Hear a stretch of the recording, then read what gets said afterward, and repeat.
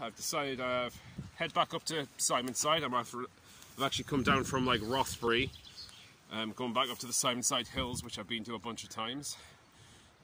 Gonna try a little bit of hill running. Not all the way up and down, but I'm gonna get to maybe the Simonside summit cairn and then turn around. I've got my running shoes with me and see how I do with that, because I have been wanting to try it out, and no, might be a nice way to get down a bit faster.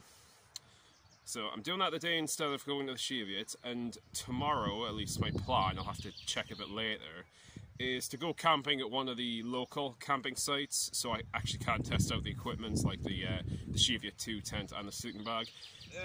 Anyway, been babbling on a bit, and I do, as much as I like spending time in the Simonside, I don't want to spend all day here, and I am kind of interested to see how quick I can get back if I am running a good chunk of the way back down. So I'm going to speed up the rest of the way. I'm going to get to maybe the beacon, which is the first sort of hill this end of the chain. I'm going to have some lunch there and make my way with a brisk pace to Simonside, and then we'll start running. Might not be totally clear, but that's the beacon up there, so that's sort of the beginning of the chain. There's another summit, and kind of can't see through the hedges, but Simonside is, there we go, Simonside's right up there somewhere. Last time I was here, it was in winter, at December time. This is where me and my partner had to get a cab, because on the way down from the hills on this very path, they slipped on ice and sprained their ankle. Luckily there was nothing more serious than that, but still it was a little bit of a slow and painful descent. Anyway, there's the beacon up there. I was going to stop there and eat and get a drink. Well, I'm sure I'll at least get a drink. It is quite windy though, so I'll see how it is at the top there where the cairn is. If it's a bit too breezy, I might go a bit further forward, because there's some larger rocks around the where I could kind of sit behind, just get some shelter. See how it goes. The way is barred.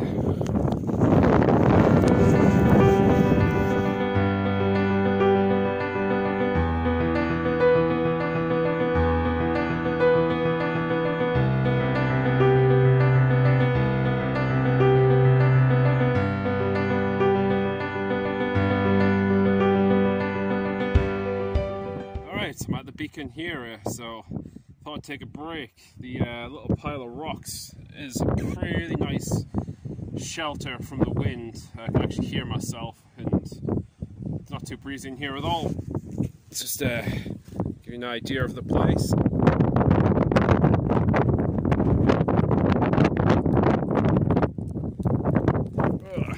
Probably looks like garbage because I can't see where I'm pointing the camera. So, take a little break now, even though it's like the first stop. It's just like sort of up that way, looking towards Simonside. That's, considering Simonside summit's actually like the midway point, because as soon as I get there I'm going to turn around and then like, well, start running back is the plan. So I kind of need fuel for that, and it doesn't really make sense to like eat then, because I don't want like too much lying on my stomach, especially fresh. So I'm gonna have some food and drink now. Yes, I've got plenty of water in my bag there, which I'll be having. Got a flask of coffee here. Got some chicken and some snacks in that orange bag, but those are for a bit later. What I'm having right now is, this is real fuel, some bacon and leek risotto. Alright, I've just finished off my coffee, had some water, and I'm about to head off. But I kind of figure, because the Simonside cairn's a bit more exposed, and probably I'm not going to have much of a chance to, well, talk on camera. I'm going to quickly go through this now. So, for this event, and hope maybe future events, I decided to dig this thing out. This is my old action camera, which I used bloody years ago when I was here one winter. And I also used it when I was at the Lake District once to climb Skiddaw.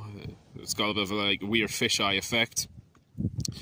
And I notice when running, like if I use my camera, it really starts messing with my tracker.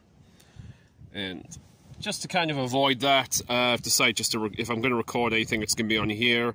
Probably not going to have great sound quality, just because of this waterproof covering on. Yeah, I'll just switch it on.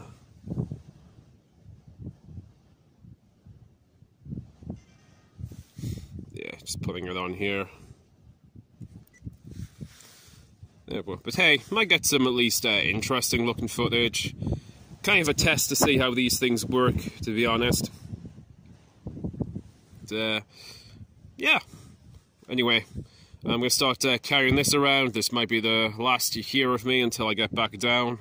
unless something else happens, but well, we'll see what happens. Anyway, it is actually starting to rain a bit now, so it was probably a good idea to bring out this cam. So let's get going. Next stop, we're pretty much just gonna try and speed walk right to the Simonside summit. Gonna stretch a little bit, and then we are running down the hill.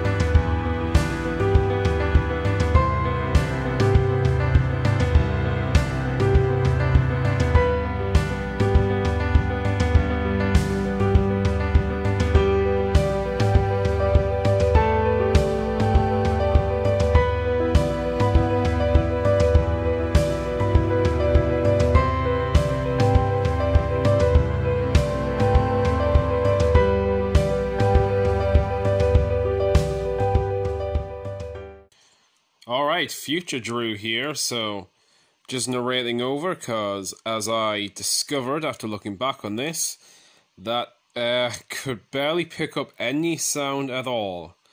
As you see here, I've just started the run at this point, right from the Simonside summit, heading downhill.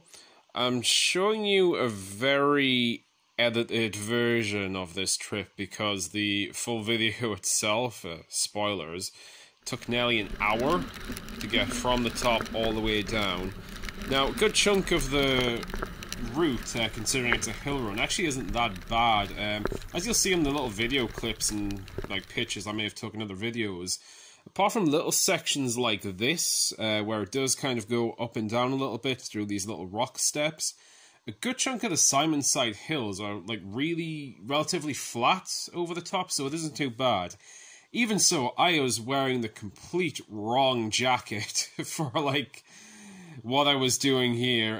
But, you know, by the time I got started, I just didn't want to stop, so I just kept that thing on. It was drenched and stinking by the time I'd, like, gotten down. But, yeah, we're passing a few places that I, you know, took some footage earlier, which I'd shown in the video. Honestly, yeah, I'm kind of heading actually back down to the beacon at around about this point. But yeah, honestly, the toughest part of this is, unsurprisingly, the steeper downhill sections, even where there's like little rock cut steps like this. I think I've just passed the beacon at this point. And when I'm actually going like much further downhill, it was like a real leg workout, honestly. My legs were kind of ruined after this. Oh, here is much, much later. I thought I was going to stop at the car park initially, but then when I got to the car park and I was still running, I figured I'd just keep going. So went right back down the hills again until I reached this point here, which is the bridge right over the river at Rothbury, the little footbridge. And yeah, I decided that was going to be where I made my little stopping point. Yeah, at this point I'm just kind of switching off. Finally stopped the camera, took a bit of a rest. Stopped the tracker, sorry. Realised my distance, I think, was 6.66, and I kind of didn't like that, so I kept it running just a little while longer, just to quickly get off that number. I'm not usually superstitious, but you know, whatever. Sometimes I do get a little uncomfortable. It's probably just an obsessive compulsive thing. So I literally just went a few more meters by these public toilets just to hit the timer up a little bit. But yeah, it was kind of an interesting experience, hill running, though it was mostly downhill. I'll show you some of the gradients here on the screen. Damn, yeah, interesting, absolutely exhausting. It was one of the more exhausting things I've done, running-wise so far, but I'll definitely do it again. I mean to do it again very soon. In fact, I'm debating whether or not next time to actually do the uphill part as well, whether I'll do, like, you know, I don't know. I might walk up to the bus stop like I did before, and then I might start running from the bus stop. No, sorry. I might run to the car park at the base of the hills. Well, walk to the car park at the base of the hills, sorry. Then maybe start running up from there and see how that is. But I don't know. We'll see about it. But yeah, my legs are absolutely ruined after this. It took a few days to recover, though. I was kind of aching. I was very stretched. God, especially my quads, I think. I could really feel it in my quads, yeah. Honestly, I probably should have stretched quite a bit more, and I definitely should have warmed down probably more as well. Nope, a cool experience. Don't regret it at all. 7.6 odd kilometers in just under an hour. Pretty cool. It was a nice little map, basically, the route I take to get up to the top of Simonside, only going down. And no, definitely do it again. Anyway, I just thought I'd do this, throw this little video out here.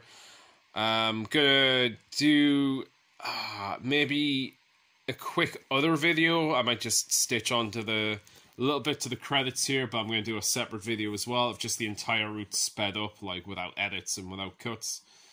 So just so you can have an idea of what it was like. But yeah, pretty cool experience. Babbling again, as I usually do, so yeah, I definitely want to do more hill running. Thank you very much for watching, and see what I do next.